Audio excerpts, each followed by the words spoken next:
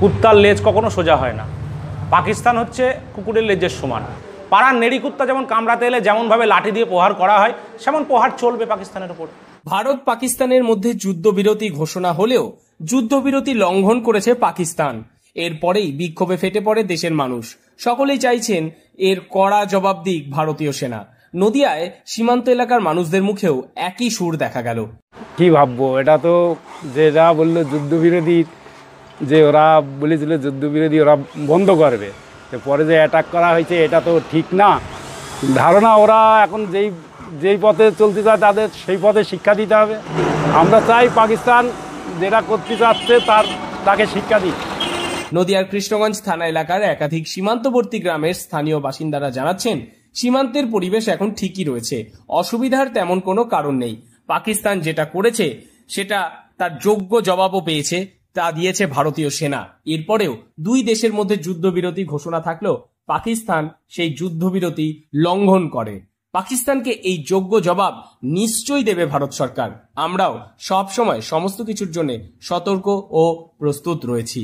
যে যুদ্ধটা চলছে বা যুদ্ধের মহড়াটা চলছে, একটা শান্তি চুক্তির মাধ্যমে যুদ্ধবিরতি ঘোষণা করে দুই পক্ষই, কিন্তু দেখা যায় হঠাৎ রাত 8টা সাড়ে 8টা নাগাদ পাকিস্তান ভারতের উপর আক্রমণ করে বসে এবং যার ফলে ভারতও তার পাল্টা প্রত্যুত্তর দিতে বাধ্য হয়। আমার মনে হয় হঠাৎ করে না, বেশ স্থায়ীভাবেই পাকিস্তানকে শাস্তি দেওয়া উচিত, না হলে এইভাবে চলতেই থাকবে, এটা আমি একজন ভারতবাসী হিসাবে মনে করি। তাছাড়া তারা আরো জানান, বাংলাদেশকে নিয়ে তেমন কিছু বলার নেই। বাংলাদেশ সেরকম জায়গায় পৌঁছায়নি এখনো। বাংলাদেশকে নিয়ে তেমন কোনো ভয়ও নেই আমাদের।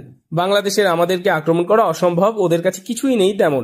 তবুও আমরা সচেতন থাকছি, বিএসএফ কে সর্বরকম ভাবে সাহায্য করতে আমরা প্রস্তুত। পাকিস্তান তো জঙ্গি কার্যকলাপে ওদের সেনাবাহিনী শাসন চলে, না গণতন্ত্র চলে, না জঙ্গি না উগ্রবাদী শাসন চলে, সেটাই তো বোঝার বিষয়। পাকিস্তানের আজকে ভারতবর্ষে যত আক্রমণ হয়েছে জঙ্গি পুষ্ট সবই পাকিস্তানের, এবং কেন্দ্রীয় সরকার যে সিদ্ধান্ত নিয়েছে উচিত ছিল পাকিস্তানকে জঙ্গিদের সমূলে নিকেশ করে তারপরে যুদ্ধবিরতি ঘোষণা করা। যদিও আমরা চাই না যুদ্ধের পক্ষে কেউই, কিন্তু ভারতবর্ষের বুকে যে আঘাত আনছে, নিরীহ মানুষের যে প্রাণ যাচ্ছে, সেটা কেন্দ্রীয় সরকারের অন্তত এই যে আমরা সময় পেয়েছি, আরও আমরা চেয়েছিলাম যে আমাদের সরকার যে পাকিস্তানের যে জঙ্গি, সেই জঙ্গি কার্যকলাপ সমূলে ধ্বংস করে তারপর যুদ্ধবিরতি ঘোষণা করা উচিত ছিল। ইতিমধ্যেই পাকিস্তানের একাধিক জঙ্গি ঘাঁটি আক্রমণ করেছে ভারতীয় সেনা। পাল্টা প্রত্যাঘাত করে বিফলে গিয়েছে পাকিস্তান সেনা। সেই কারণে গোটা দেশ জুড়েই বিশেষ করে সীমান্তে কড়া নজরদারি চালাচ্ছে বর্ডার সিকিউরিটি ফোর্স। নদিয়া জেলার অনেকখানি এলাকা বাংলাদেশের সীমান্ত লাগোয়া রয়েছে। এই আপৎকালীন পরিস্থিতিতে সীমান্তে নজরদারি আরো জোরদার করেছে বিএসএফ। কুত্তার লেজ কখনো সোজা হয় না। পাকিস্তান হচ্ছে কুকুরের লেজের সমান। কারণ তাদের সরকার যখন ভারতবর্ষের সঙ্গে যুদ্ধে পেরে উঠছে না, তখন কিন্তু তারা বারবার ভারতবর্ষের সরকারের কাছে আবেদন করেছিল যে যুদ্ধবিরতি ঘোষণা করা হোক। সেই কথা মতো ভারতবর্ষের সরকার এবং পাকিস্তানের সরকার মিলে যুদ্ধবিরতি ঘোষণা করেছিল, কিন্তু পাকিস্তানের সেনাবাহিনী পাকিস্তানের সরকারের কথা শোনে না। তাই কিন্তু তারা রাতের বেলায় যুদ্ধবিরতি লঙ্ঘন করে একের পর এক ড্রোন পাঠায়। ভারতবর্ষের সরকার জবাব দিয়েছে। পাড়ার নেড়ি কুত্তা যেমন কামড়াতে এলে যেমনভাবে লাঠি দিয়ে প্রহার করা হয়, সেমন প্রহার চলবে পাকিস্তানের উপর।